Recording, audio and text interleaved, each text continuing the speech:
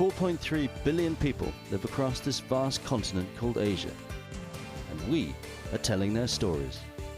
On this edition, Taming the Beast, how a monastery in Thailand is providing sanctuary for the endangered tiger. But is their coexistence genuine? And living underground, we explore the secret caves in Laos that help protect more than 20,000 people from conflict. I'm Tony Cheng, and this is Assignment Asia.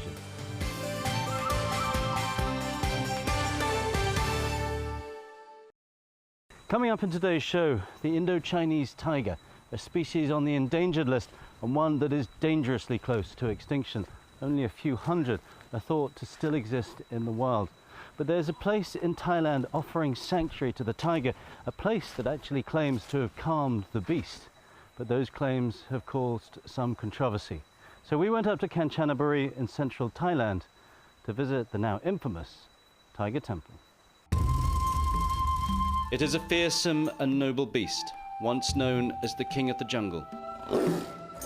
Today, however, the jungle has gone and the tiger hovers on the brink of extinction. But in one remote corner of Thailand, the tiger is thriving, where the ferocious cat has been tamed by a handful of Buddhist monks.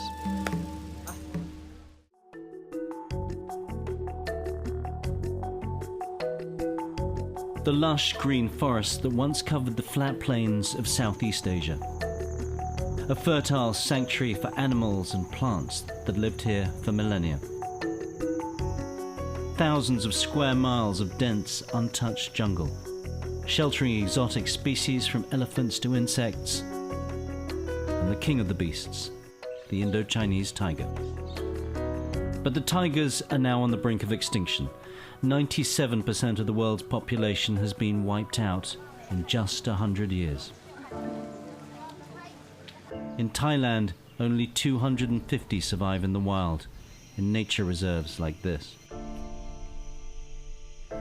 Protected by forest rangers from poachers and hunters, the rangers are lucky to find even a paw print. Tiger.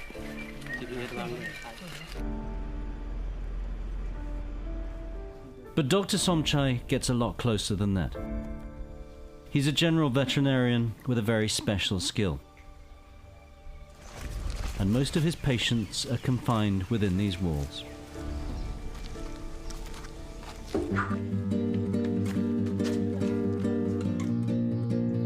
Inside is a sanctuary, a place that's become home to one of the world's most endangered species.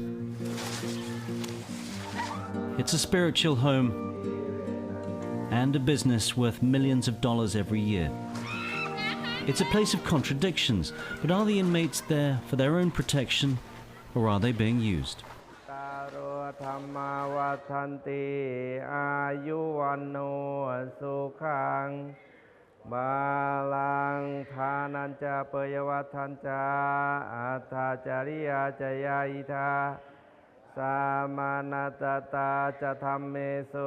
Dr. Somchai is chief vet at Wat Phaluang Thabwa, a forest sanctuary established 20 years ago for wild animals.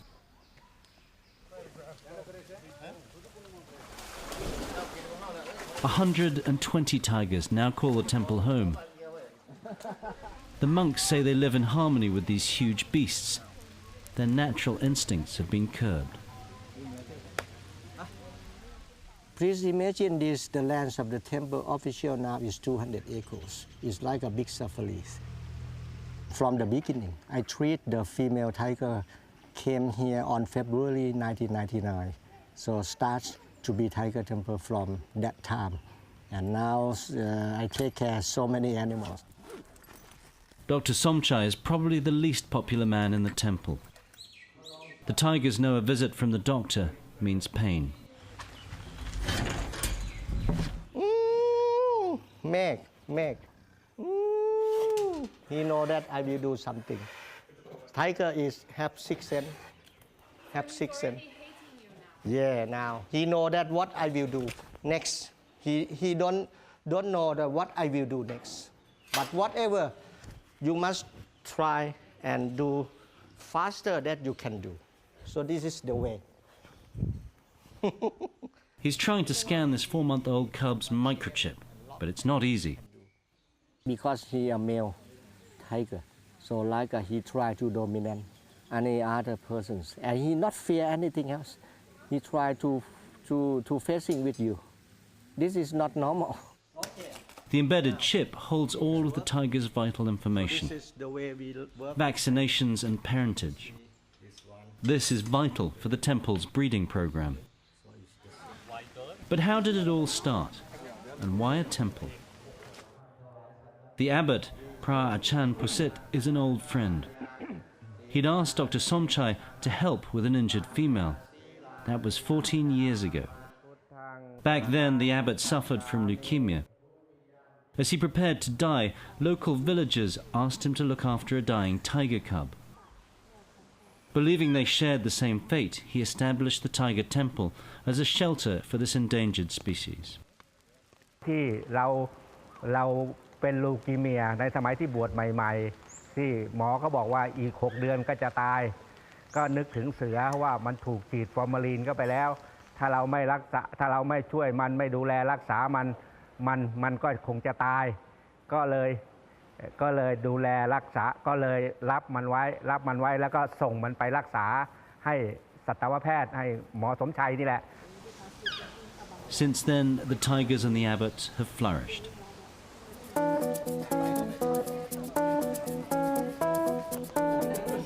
It's not just the monks who share the company of the tigers. Thousands of tourists visit the temple every day. They come because this is one of the few places they can get close to one of nature's largest predators.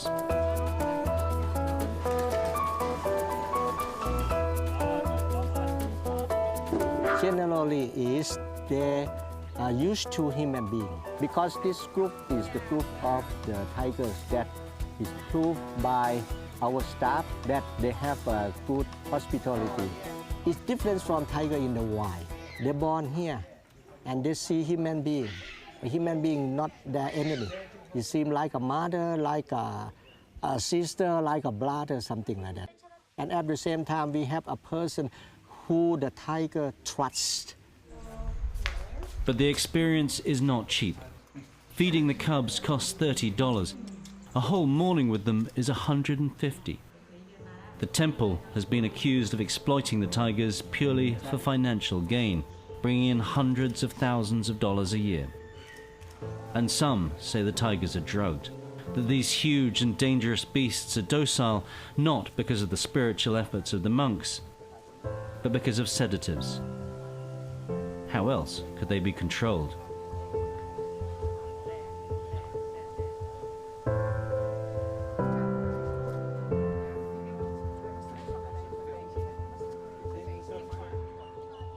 Dr. Somchai is used to these accusations. Accusations, he says, are completely groundless. That is a joke, okay? You think that the tiger here is unhappy? Because you come here and you can see, you can feel by yourself. And if they were using drugs, it would be hard to hide from the volunteers who handle the tiger's daily care.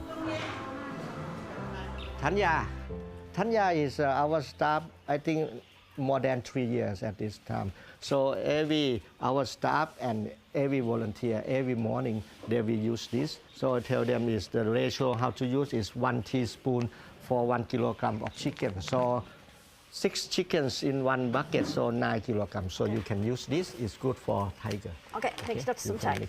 Thank you. I actually came as a tourist. I'd heard about it from people who'd been here, had read about it on the internet. A lot of tigers, so I was like, I'll come see everything. Came here and found out you could volunteer. And that was kind of the beginning of the end, really. I came as a volunteer a few months later and volunteered for a month and never left. Food preparation is important.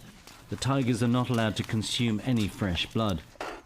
In part, that's to keep their natural instincts in check, but it's also more hygienic. The chicken is boiled and then the Protein mix on top adds a little bit of flavor to it, a little bit. But yeah, the chicken is very plain because I've tried it. Tanya also denies the tiger food is drugged. I've tried the milk that the babies get fed. I've tried the wet and dry dog food as well. And I've actually tried the protein powder, and that tastes disgusting. But the tigers seem to like it, and so they eat it, and they get the extra proteins and vitamins and everything, so it works. Tanya's other main job is to exercise the tigers. This she usually does with the other long-term employee, Jules. Hey, fat boys. Come on, fatties. Ma. Because of limited space, the exercise yard is used in rotation. The biggest problem is knowing who gets on with who. Generally, our general rule now is boy, girl, all the way along. So right now here, we have the 5 girls in this yard with the boys on each side. Most of these animals never meet the public. Only a handful can be trusted. Tigers are tigers, even those that were raised by Tanya since they were cubs. Like, for example, with Happy, I've known him since he was 8 weeks old. He's just over 3 years now. I will never trust him completely. I'll trust him more than most of the cats here, but there's still, I will never turn my back on him. I will never give him that chance because you just never know. Like, if I fall over in front of him, what's he gonna do? You don't know, he's still a tiger. And things can go wrong very fast. And then when they get really, really mad, they get this green sheen, kind of like at night when you flash the lights on and you see the reflections of eyes in the dark. It's that kind of green sheen, and it's like, I don't know, you just see it on the eyes and it's get out now. That untamed aggression can have disastrous consequences.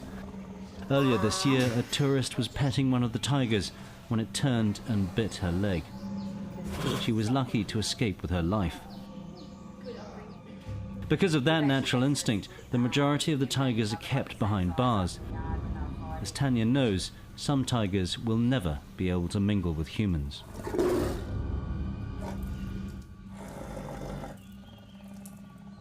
But despite the danger, Tanya has developed a unique bond with the tigers. It's like, I'm actually a dog person, so I see them more like dogs, but I love the cat part of the independence that they have.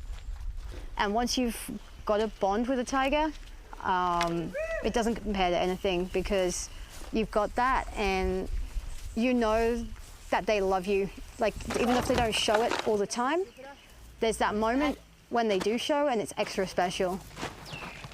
When you're working with the big guys and it's just rained, and you go in the yard with them and you can see they've got a bit of a crazy face, it does get a little bit scary, especially if you can see they want to play and they kind of stalk at you and you don't really know how far they're going to go with running at you or not running at you, and it does get a little bit nerve-wracking at times, but that's why we always go together.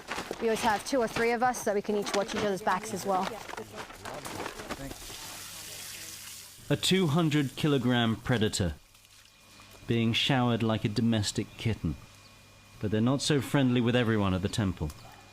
Unfortunately for Dr. Somchai, the cats don't like him and they know exactly who he is.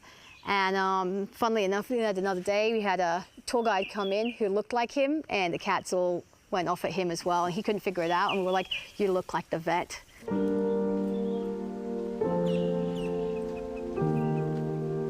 Dr. Somchai does strike a lonely figure in the temple. It's not just the tiger's daily care he has to think about. He's responsible for the financial future of the temple and the tigers. He needs to make money to fulfill his duty of care and conservation, but he says it's just a means to an end. If we have more money, it will be good. More and more, it will be good. More power of money, but we are master of money. More money, we can do more good action.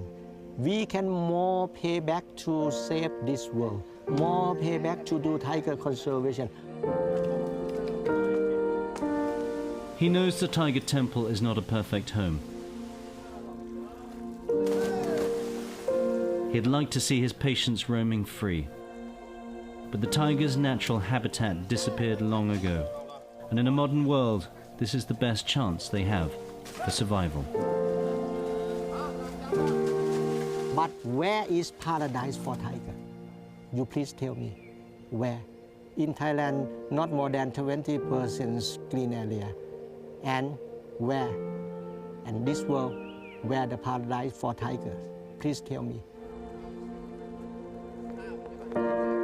One day these tigers may have a little more space, but they'll never roam free. Their future is tied to the monks who care for them. A fascinating example of the relationship between man and beast, but far from the true majestic yet fearsome nature of the tiger.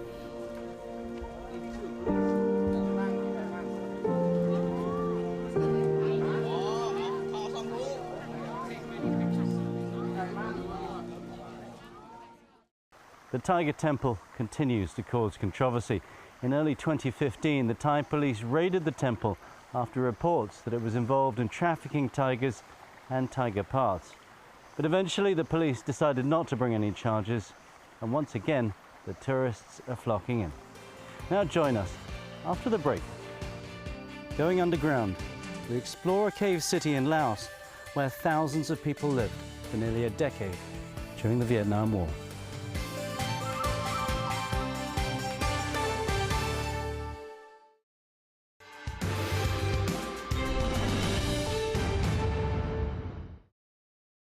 It's known as the Secret War, the bombing of Laos by US forces in the conflict with Vietnam during the 1960s. But now a story of survival is beginning to emerge, a story of 20,000 people who lived in a hidden city in underground caves for more than 9 years. CCTV's Martin Low went to Hua Pan province in northern Laos to find out what happened. A woman prays at a mountain shrine. A lifeless child lifted from the earth. An old man walks with difficulty. He has only one leg. Two people who survived one of the heaviest bombing campaigns in history. เครียดแค้นหลายเพราะว่าแม่หันก็ยังน้อยเราครอบครัวหันตายหมดแล้วเวลานั้นละสงครามแห้งแม่ก็โอ้เจ็บใจ ไอ้นับแต่นั้นลงหัวจนหัวอันทำบอลเฮาจะเข้ากระเตือทำกลางคานมันยิงเม็ดมือเลยยิงอันนั้น They were amongst more than 20,000 people who sought shelter from an almost ceaseless bombardment inside a remote network of caves in the mountains of northern Laos. A complex of 480 caverns and tunnels at a place called Vieng Sai. They built a hidden city where people lived, worked and slept for 9 years. During the Vietnam War in the 1960s and 70s, the Pathet Lao, a communist insurgency in Laos, offered support to Vietnamese communists who were fighting the United States. They opened a supply route through Laos called the Ho Chi Minh Trail to deliver arms and food to anti-American forces. Though Laos was neutral, the US military decided that made the Pathet Lao a legitimate target. American aircraft dropped 260 million bombs on Laos between 1964 and 1973. It was the equivalent of one B-52 bomber load every 8 minutes. Bombs fell more often than rain.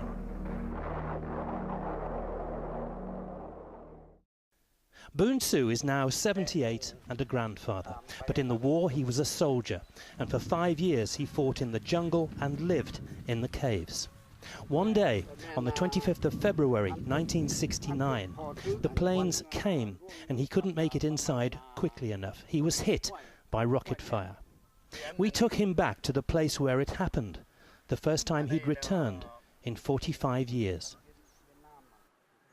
คนถึงหลายมดอยู่นั่นทหารพนักงานอย่างโอ้ย่นมาแล้วก็พากัน เตรียมพากันแล่น พากันแดน ประตูก็แล่นคือกัน แดนขึ้นเมื่อแดนขึ้นเมื่อยังประมาณปานนี้จะลงหูสำลูกศรมันยิ่งตรงเต็งผุนยิ่งเต็งผุนมีหินมาแตกซ่ามามีงูหินนึงแต่ไม่แตกมาทึกตั้งนี้มันจึงมาเข้า Signs of the US assault can be seen to this day. Round holes drilled into the rock where rockets hit but failed to explode. Bomb craters, overgrown but still visible. giant boulders strewn around, brought crashing down by high explosive. During the war, the caves became the Pathet Lau's headquarters. Leaders planned their resistance. Men and women trained to defend their communities. They made clothing to wear. Newspapers and books were produced so people knew what was happening outside. For the young, there were schools. Inside this vast cave network, people lived in constant fear of the bombardment above. Outside, whole mountainsides were being brought down, farms and houses flattened. Inside, some caves did collapse and people were buried alive, but most were able to endure and survive. Today, Boon Su lives a simple life, but he's haunted by his memories. จากนั้นมาแล้วก็มันยิงเรียนติดมาแล้วก็เอิ้นมาล้อว่าแม่นอาทิตย์นึงนั่นมันเฮ็ดนั่นมันประชาชนนี่มันประชาชนบ้านหางร้องมันตายหลายตายอยู่โรงหมอทหารหั่นนะ Sipan was a teenager in the war. His family moved into the caves in 1970 after their home was bombed. His grandmother, grandfather and aunt were killed. He lived underground for 2 years, but still carried on his studies to be a teacher. He remembers conditions were harsh. แล้วระยะดำรงชีวิตอยู่ในธรรมว่าวสร้างร่วมแต่พนักงานทั่วไปทั้งหมดแม่นดำรงชีวิตในธรรมแม่นว่ามีความยุ่งยากหลายยุ่งยากทางด้านยุ่งยากนึงเจ้ามุ้ยผ้าห่มกันผ้าห่มเสื้อน่วมก็มันบ่มีเครื่องรับใส่เจ้าน่ะแล้วกันกินกันอยู่ส่วนหลายก็แม่นว่าไปหาเก็บผักหาหน่อมากินเท่านั้น As more and more people took to the caves, food became even more scarce. โซเวียตจีนมองโกเป็นปองแก้บ่ปองป้าบ่จำนวนนึงแล้วส่วนหลายจะบ่พอหั่นก็สมมุติว่าปองแก้ปองนึงปองป้าปองนึงต้องมัน 6-7 คนหลังจากนั้นเจ้าต้องเก็บผักหาหน่อมากินเซอ They prepared for whatever might come. Gas attack was a constant fear. This was one of many emergency rooms. It could be sealed off and fresh air pumped in from outside. When people were in the caves hiding from the bombs, were they able to communicate with each other? Yeah, each cave they used the telephone to connect together. Yeah. And they ran a line between each cave? Yeah. How did they know that it was a friend calling and not the enemy? Well, they have to different number from each department. And every cave had its own code name, secret word? Yeah. Hospital and some factory, like a movie theater, the cave fixing the car, the school. Yeah. It was a whole city? The whole city, yes. Whilst the world watched the war being fought in neighbouring Vietnam, the bombing in Laos was carried out in secret. The American public and even parts of the government were not allowed to know what was being done here. This is the cave of Tam Pyu. It is infamous in Laos. During the bombing, it was used as a hospital, school and shelter for families from nearby villages. On the 24th of November 1968, at 3:15 in the afternoon, 2 US fighter jets fired 3 rockets into the cave, killing all 374 men, women and children inside. It was the biggest single loss of life during the bombing in Laos. The blackening of the walls is from the explosions. What remained of the victims is buried in these mass graves on the hillside. At the time, Bua was 17. She'd gone outside the cave to help her aunt, whose home had been bombed. มีแม่แล้วก็แม่เฒ่ามีน้องสาวหัน2คนแล้วน้องชายก็มี2คนอันตายอยู่นี่แล้วก็มีหมู่อันอยู่ครอบครัวหันก็มีหลายๆครอบครัวเนาะแล้วอันหมู่สนิทแท้ก็ผู้หญิงคือเดียวหันละแม่นมี But rather than break Bua's spirit, it merely hardened her resolve. ความเจ็บใจนี่มีอยากต่อสู้เฮานี่เจ็บใจแห้งแล้วเฮาอยากต่อสู้แล้วเลยจิเพเฮาอยากเฮ็ด The anniversary of the attack is now Laos's Day of Remembrance. And if the years of bombardment weren't enough, there is another legacy of war. 1/3 of all the explosives dropped on Laos failed to detonate, leaving the country strewn with 80 million unexploded bombs. 2/3 have still not been cleared. In a country where 4 out of 5 people farm the land, more than 1/3 of agricultural areas are unsafe. At the current rate, it will take 100 years to clear the soil. A charity which cares for the injured says since the bombing ended in 1973, there have been 20,000 more casualties.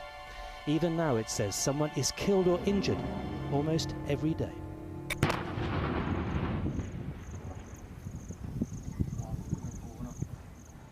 As a lot of bombs that's still remaining, what we are thinking is try to tell people as much as we can. A lot of people, they don't know about Laos. A lot of people might know about Vietnam or Cambodia, but no Laos. So we try on our best to let people know, and we just hopefully in the future we will get more help from outside to help Laos. Also helping not only the bomb survivors, help Laos for put some more support for clearing. The US kept their bombing of Laos secret, even from their own people, for 6 years. It was 1970 before it was made public. Even when the war was over, Laos remained isolated, and what happened here was largely forgotten by the outside world. But not for those like Boon Sue. He and others now want to tell their stories of resistance. สงครามของอเมริกาเนี่ยพวกรู้สึกว่าหนึ่งก็แม่นมีน้ำเจอเสียดนั่นแหละเครียดเศร้าหันอันนั้นสองมาก็รู้สึกว่าอเมริกาเนี่ยมันเฮ็ดนี่มันบ่แม่นเฮ็ดแต่เวียดบ่แม่นเฮ็ดแต่ลาวความจริงมันมงเจอมันก็อยากเฮ็ดทั่วโลกหั่นเด้อมันอยากทำลายเม็ดทั่วโลกที่ประเทศสังคมนิยมของเฮา In 2012, Hillary Clinton became the first US Secretary of State to visit Laos in 57 years. The US has provided around $70 million to help clear unexploded bombs. Clinton herself said they must do more. Laos is also cooperating in the search for the remains of 575 Americans still listed as missing in action. Casualty figures from the US bombing remain vague. Lists were not kept. Numbers quoted vary from 20,000 to 200,000. But there's little doubt, without this astonishing network of underground caves, it would have been so many more. For Assignment Asia, I'm Martin Lowe at the Vieng Sai Caves in northern Laos. The Lao government's now trying to get more people to visit that part of the country. It's working with organisations like the Asian Development Bank to try and boost tourism, one of the country's economic goals. You can find out more about that and our other stories at our website, assignment-asia.com. Give us your thoughts or ideas for future shows. But I'm afraid that's all the time we have for today. I'm Tony Cheng. Thanks for watching, and join us again on Assignment Asia.